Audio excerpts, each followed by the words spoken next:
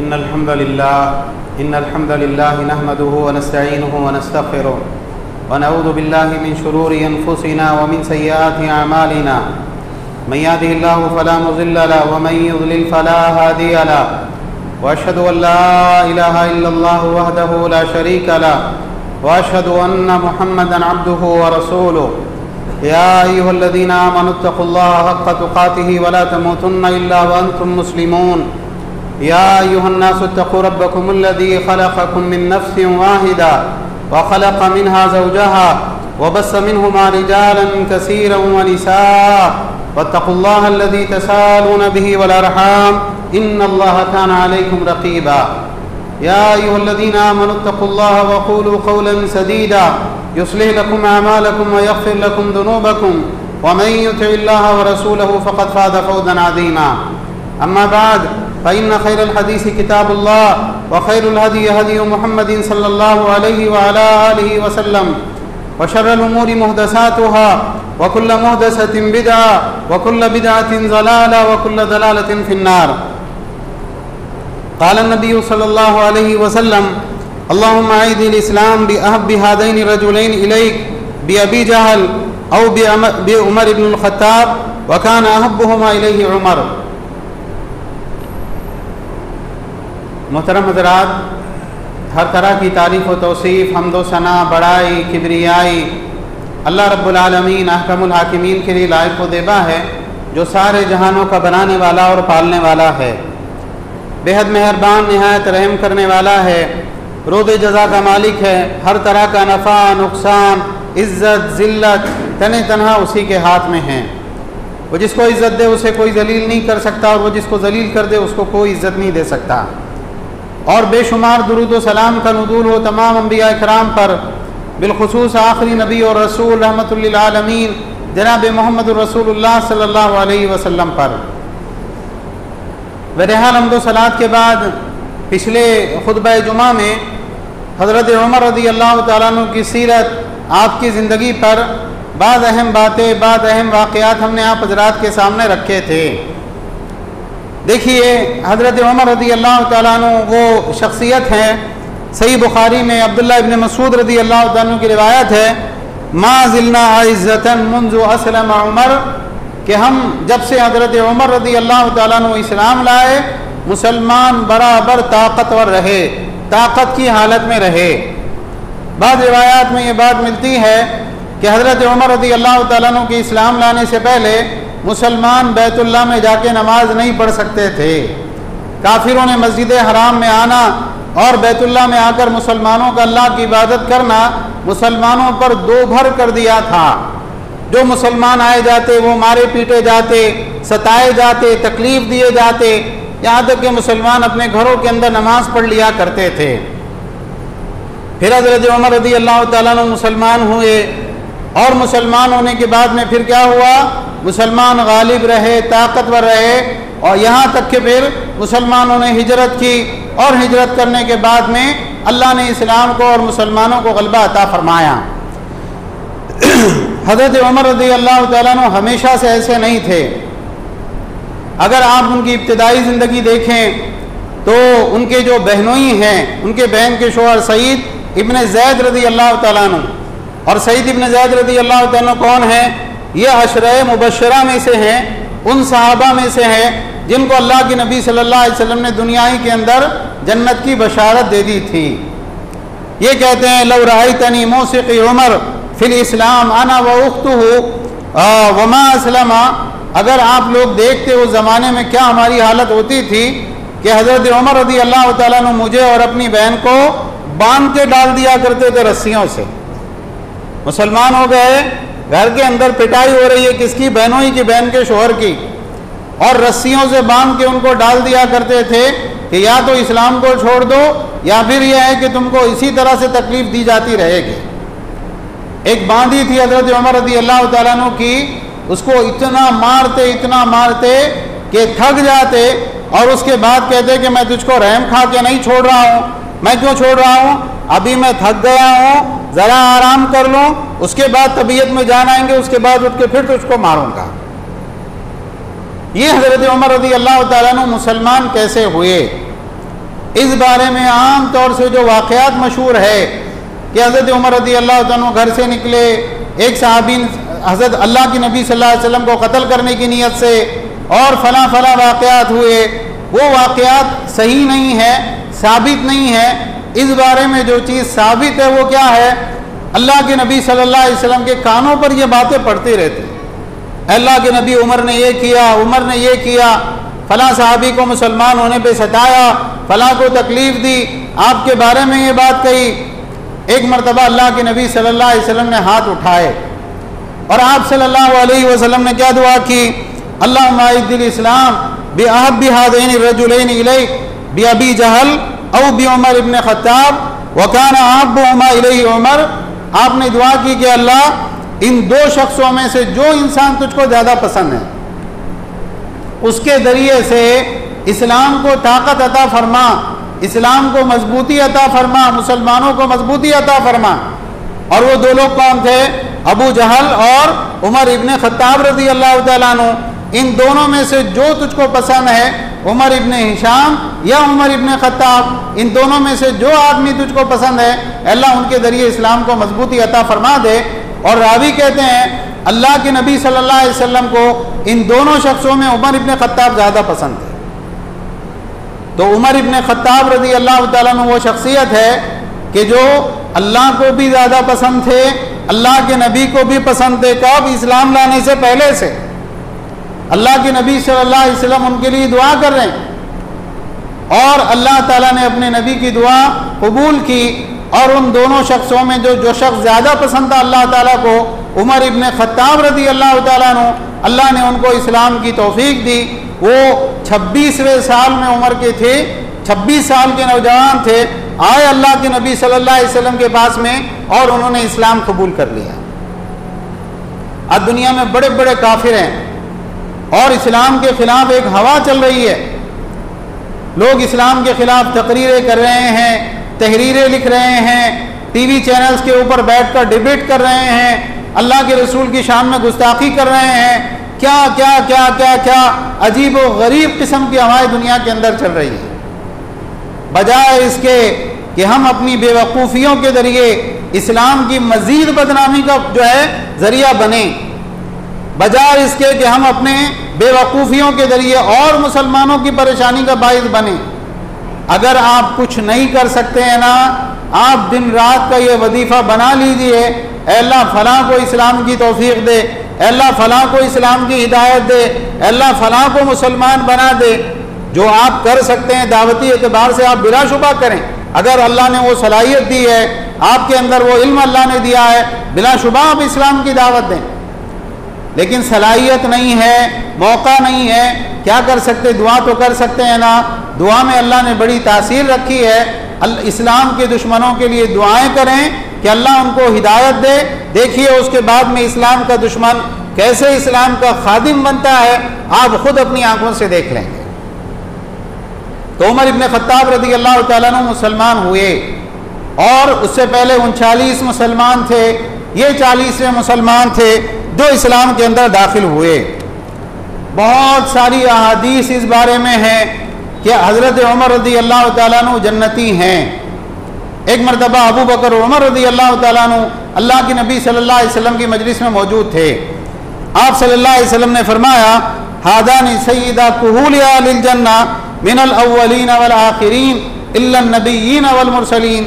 ان دونوں کو دیکھ رہے ابو بکر عمر کو، یہ جنت میں بوڑھوں کے سردار رہیں گے سوائے انبیاء اور مرسلین کے، انبیاء اور رسولوں کے۔ پچھلے اور اگلے جو بھی لوگ دنیا کے اندر آئیں گے وہ ان میں سے جو معمر لوگ ہوں گے ان کے سردار ابو بکر عمر ہوں گے۔ جنت میں تو سب نوجوان رہیں گے، پھر بوڑھوں کے سردار ہوں گے۔ اس کے معنی کیا ہے؟ دنیا کے اندر جو لوگ بڑی عمر کی حالت میں انتقال کر گئے ان کے سردار کون ہوں گے؟ حضرت ابو بکر و عمر رضی اللہ تعالیٰ عنہ جنت میں۔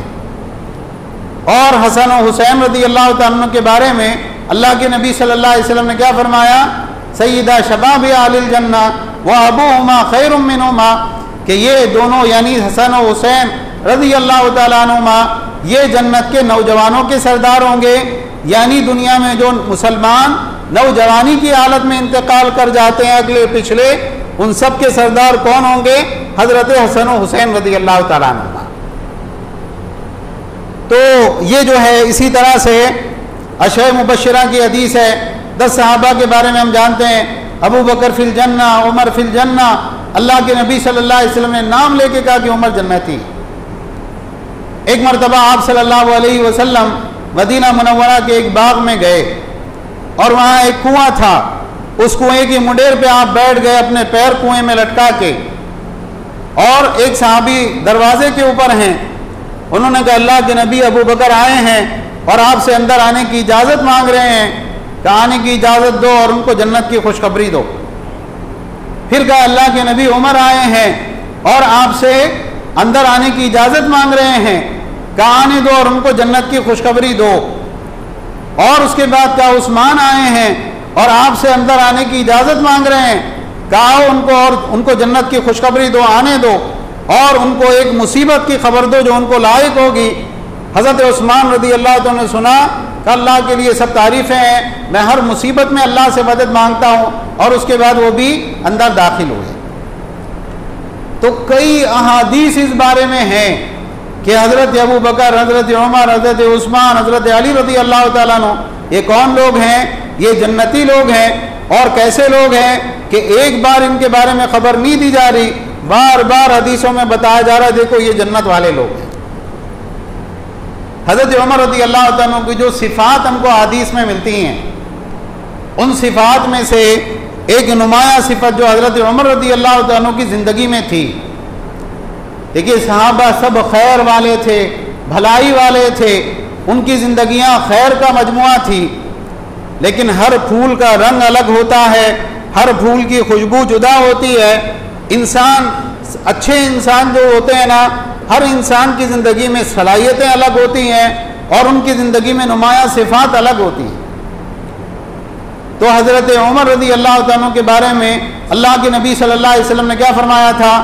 اشدہم فی امر اللہ عمر، اللہ کے دین کے بارے میں سب سے سخت اگر کوئی ہے تو کون ہے؟ حضرت عمر رضی اللہ تعالیٰ عنہ۔ اللہ کے لیے محبت کرنا، اللہ کے لیے نفرت رکھنا، اللہ کے دشمنوں سے نفرت رکھنا، کافروں سے، مشرکوں سے، اہل بدعت سے، علانیہ فسق و فجور کرنے والوں سے، ان سے نفرت رکھنا یہ اسلام کے بنیادی اصولوں میں سے۔ ہاں درجات ہوں گے، ایک انسان کے اندر اگر خیر اور شر دونوں جمع ہیں، کچھ اچھائیاں ہیں کچھ برائیاں ہیں، تو اچھائیوں کے اعتبار سے اس سے محبت کی جائے گی اور اس کی برائیوں کے اعتبار سے نفرت کی جائے گی۔ تو حضرت عمر رضی اللہ عنہ کی زندگی میں جو نمایاں صفت نظر آتی ہے کہ وہ اللہ کے دشمنوں کے بڑے دشمن تھے، اللہ کے دشمنوں کے مقابلے میں بڑے طیش میں آنے والے تھے، اور مسلمانوں کے لیے بڑے نرم دل، خیر خواہ اور مہربان وہ آدمی تھے۔ اگر آپ ان کی زندگی دیکھیں، جنگ بدر کے اندر جو لوگ قیدی بنا کے لائے گئے، اللہ نے بدر میں مسلمانوں کو فتح عطا فرمائی اور 70 بڑے بڑے کافر مارے گئے، اور 70 بڑے بڑے کافروں کے سردار قیدی بنا کر مدینہ میں لائے گئے۔ اللہ کے نبی صلی اللہ علیہ وسلم نے مدینہ میں مشورے کی محفل رکھی کہ ہم مشورہ کریں گے کہ ان کا کیا کرنا ہے۔ آپ نے پوچھا ما ترون فی ہؤلاء الاسارى، ان قیدیوں کے بارے میں تمہاری کیا رائے؟ حضرت ابو بکر رضی اللہ عنہ کا اللہ کے نبی ہمارے ماموں زاد، چچا زاد بھائی ہیں، اور ان سے فدیہ لے کر ان کو چھوڑ دینا چاہیے۔ فدیے میں جو مال ملے گا اس سے مسلمان مضبوط ہوں گے، مسلمانوں کی مالی حالت مضبوط ہوں گی، اور ہو سکتا ہے کہ اللہ کل ان کو اسلام کی توفیق دے اور یہ لوگ خود بھی اسلام کی خادم بنے۔ تو میری رائے ہے کہ ان کو فدیہ لے کے چھوڑ دینا چاہیے۔ حضرت عمر رضی اللہ تعالیٰ عنہ سے اللہ کے نبی صلی اللہ علیہ وسلم نے پوچھا عمر تمہاری کیا رائے ہے؟ حضرت عمر رضی اللہ تعالیٰ نے کہا اللہ کے نبی میری رائے یہ نہیں ہے، میری رائے اس کے برعکس ہے۔ میری رائے یہ ہے کہ ہم کو کافروں کو ایک صاف صاف میسج دینا چاہیے کہ ہماری نظر میں رشتہ داری اسلام کی نسبت سے جو ہے قائم ہوتی ہے۔ جو اللہ کا ہے وہ ہمارا دوست ہے، ہمارا رشتہ دار ہے، جو اللہ کا دشمن ہے وہ ہمارا دشمن ہے۔ تو اللہ کے نبی آپ ایسا کیجئے کہ ان میں سے جو لوگ جن کے قریبی رشتہ دار ہیں ان کے حوالے کیجئے کہ وہ ان کی گردن اڑائیں، عقیل کو علی کے حوالے کیجئے کہ وہ اس کی گردن اڑائے، اور میرا ماموں عاص قیدیوں میں ہے، اس کو میرے حوالے کیجئے، میں تلوار سے اس کی گردن اڑاتا ہوں۔ اللہ کے نبی صلی اللہ علیہ وسلم نے حضرت عمر رضی اللہ عنہ کی رائے کو قبول نہیں کیا، حضرت ابو بکر کی رائے کو قبول کیا، اور فدیہ لے کر ان لوگوں کو آزاد کر دیا گیا۔ اگلا دن نکلا، حضرت عمر رضی اللہ عنہ پہنچے تو دیکھا کہ اللہ کے نبی صلی اللہ علیہ وسلم اور ابو بکر رضی اللہ عنہ بیٹھ کے رو رہے ہیں۔ کہ اللہ کے نبی کیا ہوا بتائیے، رونے والی بات ہوگی میں روں گا، نئی بات ہوگی تو میں آپ لوگوں کو روتا دیکھ کے روں گا، مسئلہ کیا ہوا؟ کہ عمر، اللہ نے تمہاری رائے کو پسند کیا، اور سورہ انفال کی آیت نمبر 67 اس وقت میں اتاری گئی جس میں اللہ تعالیٰ نے ارشاد فرمایا کہ نبی کے لیے مناسب نہیں ہے کہ اس کے قبضے میں قیدی ہو جب تک وہ زمین پر اچھی طرح سے خون نہ بہا لے۔ تريدون عرض الدنیا واللہ یرید الآخرہ واللہ عزیز حکیم، تم دنیاوی زندگی کا فائدہ چاہتے ہو، اللہ آخرت کو چاہتا ہے، اللہ زبردست حکمت والا ہے۔ تو اللہ تعالیٰ نے کس کی رائے کو پسند کیا؟ حضرت عمر رضی اللہ تعالیٰ عنہ کی رائے کو، اگرچہ وہ فیصلہ نافذ رکھا گیا کیونکہ وہ فیصلہ ہو چکا تھا دنیاوی اعتبار سے۔ اسی طرح سے ایک بڑا شریر اور مفسد شخص ہم کو ملتا ہے تاریخ میں، عبداللہ ابن ابی۔ یہ وہ شخص تھا کہ اللہ کے نبی صلی اللہ علیہ وسلم کے مدینہ آنے سے پہلے، مسلمانوں کے مدینہ آنے سے پہلے مدینہ والے اس بات کا فیصلہ کر چکے تھے کہ اس کو دونوں قبیلوں کا بادشاہ بنایا جائے گا، اوس و خزرج کا۔ اس کے لیے تاج بنانے کا آرڈر دے دیا گیا تھا، ہیرے جواہرات سونار کے پاس دے دیے گئے تھے کہ اس کی تاج پوشی کی جائے گی، اس کو مسلمانوں کا بادشاہ اس کو مدینہ کا بادشاہ بنایا جائے گا، یثرب کا۔ اب یہ ہوا کہ اسلام آ گیا، اللہ کے نبی صلی اللہ علیہ وسلم آ گئے، اور اس کی تاج پوشی خطرے میں پڑ گئی، اور اس کو بھی حالات کو دیکھتے ہوئے مسلمان ہونا پڑا۔ ظاہری طور پر اس نے کلمہ پڑھا، لیکن یہ اندر سے اسلام کا، مسلمانوں کا بڑا دشمن تھا۔ بہت سارے فساد اس نے اپنی زندگی میں کیے، اللہ کے نبی صلی اللہ علیہ وسلم کو شہید کرنے کی سازش کی، اللہ کے نبی صلی اللہ علیہ وسلم کی بیوی حضرت عائشہ پر تہمت اور بہتان لگایا۔ ہوا یہ کہ اس کی موت آ گئی، یہ مر گیا۔ جب اللہ کے نبی صلی اللہ علیہ وسلم کو اس کے بیٹے نے، جو مسلمان تھے، سچے مسلمان تھے، آ کے خبر دی اللہ کے نبی میرے والد کا انتقال ہو گیا، آپ گئے اپنے اپنے ہاتھ سے غسل دیا، اور غسل دے کے اپنے جبے میں اس کو کفن دیا، اور اس کے بعد میں اس کی نماز جنازہ پڑھانے کے لیے کھڑے ہوئے۔ حضرت عمر رضی اللہ عنہ آگے بڑھے اور انہوں نے اللہ کے نبی صلی اللہ علیہ وسلم کے کپڑے پکڑ لیے، کہا اللہ کے نبی آپ عبداللہ ابن ابی کی نماز جنازہ پڑھائیں گے؟ آپ نہیں جانتے یہ کیسا شریر اور فسادی آدمی تھا، اس نے فلاں وقت میں یہ شرارت نہیں کی تھی، اس نے فلاں وقت میں یہ شرارت نہیں کی تھی۔ اللہ کے نبی صلی اللہ علیہ وسلم کہہ رہے عمر مجھے چھوڑ دو، مجھے سب معلوم ہے کہ اس نے کیا کیا ہے۔ کہا اللہ کے نبی کیا اللہ نے یہ نہیں کہا کہ یہ منافقین کے بارے میں اگر 70 بار بھی آپ مغفرت طلب کریں گے ہم ان کو معاف کرنے والے نہیں؟ اللہ کے نبی صلی اللہ علیہ وسلم نے کہا عمر مجھے چھوڑو، میں اس کے لیے 70 بار سے زیادہ استغفار کروں گا۔ اب یہ ہوا کہ اللہ کے نبی صلی اللہ علیہ وسلم نے نماز جنازہ پڑھائی، اور جب نماز جنازہ آپ پڑھا چکے تو اللہ تعالیٰ نے قرآن میں آیتیں اتاری کہ ہم اس کے باوجود بھی اس کی مغفرت نہیں کرنے والے ہیں، اور اللہ کے نبی کو خبردار کیا کہ آئندہ آپ ان میں سے کسی کی نماز جنازہ نہیں پڑھائیں گے، اور ان کی قبر پہ بھی جا کے کھڑے نہیں ہوں گے، ان کے لیے دعائے مغفرت بھی نہیں کریں گے۔ تو اللہ تعالیٰ نے اس موقع پر بھی حضرت عمر رضی اللہ عنہ کی رائے کی تائید کی۔ یاد رکھیں اس بات کو کہ جو مفسد اور شرارتی لوگ ہوتے ہیں ان لوگوں کا علاج سختی کے سوا اور کچھ نہیں۔ جو انسان جتنا مفسد ہوگا، جتنا شرارتی ہوگا، جتنا زیادہ فتنہ فساد مچانے والا ہوگا، آپ محبت کے ساتھ اس کو لیں گے، نرمی کے ساتھ اس سے پیش آئیں گے، بھلائی کے ساتھ اس کے ساتھ پیش آئیں گے، اس کے بعد وہ لوگوں کو کیا بتائے گا؟ دیکھیں میں کتنا صحیح ہوں، کیسا میرے ساتھ میں تھے، کیسا میری تائید کر رہے تھے، اس کا مطلب یہ کہ میں ہی صحیح تھا۔ تو حضرت عمر رضی اللہ عنہ کی زندگی میں یہ بات ملتی ہے کہ وہ اللہ کے دشمنوں کے مقابلے میں بڑے سخت ہوا کرتے تھے، کوئی جو ہے ان کے یہاں ان کو کوئی جو ہے نرمی اور رعایت اللہ کے دشمنوں کو حضرت عمر رضی اللہ عنہ کے نام کے لیے بھی موجود نہیں تھے۔ اچھا، ایک آدمی مسلمان ہے لیکن مسلمان ہونے کے بعد میں بھی کیا ہے؟ فسادی ہے، فتنہ پرور ہے، فتنہ ڈالنے والا ہے۔ آئیے تھوڑا آگے چلتے ہیں۔ اللہ کے نبی کی وفات کے بعد حضرت ابو بکر خلیفہ بنے، حضرت ابو بکر کی وفات کے بعد حضرت عمر خلیفہ بنے۔ انشاءاللہ ہم واقعات اور مزید جو ہے بتائیں گے، لیکن موقع کی مناسبت سے، اس موضوع کی مناسبت سے، مدینہ کے اندر ایک آدمی آیا جس کا نام سبیق تھا۔ اب یہ آدمی آ کے کیا کرتا؟ باہر سے آیا، مدینہ میں رہنے لگا، اور مدینہ میں مسلمانوں کے جو علماء تھے ان علماء کے پاس جانے کی بجائے کیا کرتا؟ سیدھے سادھے ایک مسلمان کو پکڑتا، ارے قرآن کی فلاں آیت میں تو ایسا ہے، قرآن کی فلاں آیت میں تو ایسا ہے، ایک جگہ اللہ تعالیٰ کچھ الگ بتا رہا، ایک جگہ کچھ الگ بتا رہا، تو قرآن میں تو ٹکراؤ ہو رہا، یہ کیسی بات ہے؟ اب اس نے جب 4 5 10 لوگوں کے بیچ میں یہ فتنے کے بیج بوئے، ہوتے ہوتے بات حضرت عمر رضی اللہ عنہ کے کانوں تک پہنچ گئی۔ حضرت عمر رضی اللہ عنہ کا بلا کے لاؤ اس کو میرے پاس میں، بلا کے لایا کہ حضرت عمر رضی اللہ عنہ کی خدمت میں۔ حضرت عمر رضی اللہ عنہ نے کہا پہلے تو بتا دے تیرے سوالات کیا ہیں؟ کہ میرے 1 2 3 4 5 یہ اعتراضات ہیں۔ کہا اچھا یہ اعتراضات ہیں، اب ان اعتراضات کے جوابات لے۔ جیسے اس کا ایک اعتراض یہ تھا کہ قرآن میں بعض مقامات پر یہ کہا گیا کہ قیامت کے دن لوگوں سے ان کے گناہوں کے بارے میں سوال جواب نہیں ہوں گے، لوگ پوچھے نہیں جائیں گے، اور قرآن کی بعض آیتوں میں ہے کہ لوگوں سے پوچھا جائے گا، لوگوں سے ان کے گناہوں کے بارے میں سوالات کیے جائیں گے۔ تو اللہ تعالیٰ ایک جگہ یہ فرما رہا، ایک جگہ یہ فرما رہا۔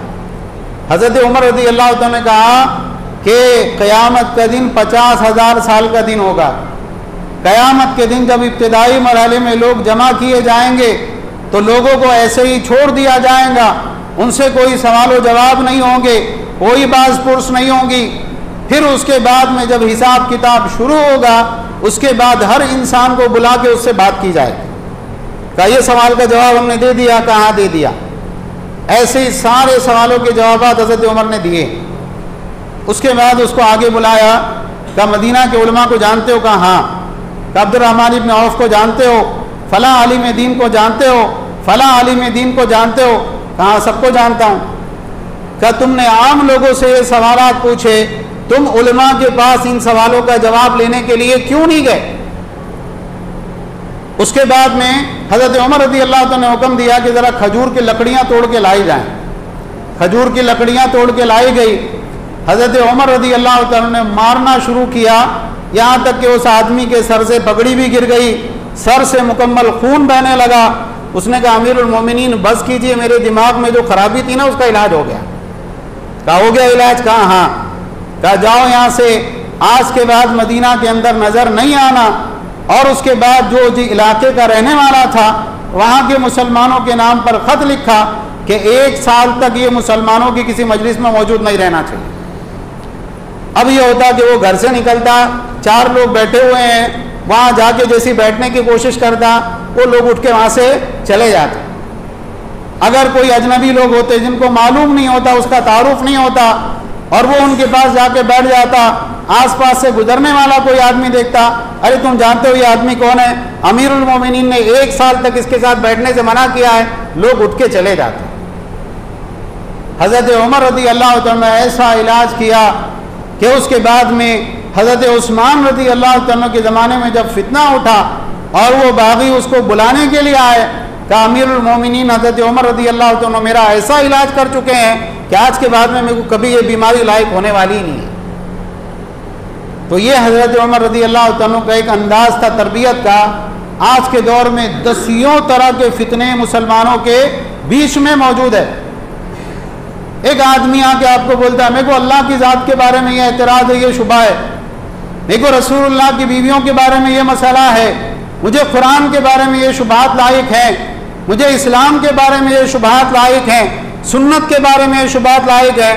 آپ کیا کرتے ہیں؟ اس کے ساتھ بیٹھ کے اس کی ساری باتیں سنتے ہیں، اور اس کے بعد میں جواب دے پاتے ہیں نہیں دے پاتے ہیں، اس کے بعد آپ خود اس کے شبہات دوسروں کے بیچ میں پھیلانے لگتے ہیں۔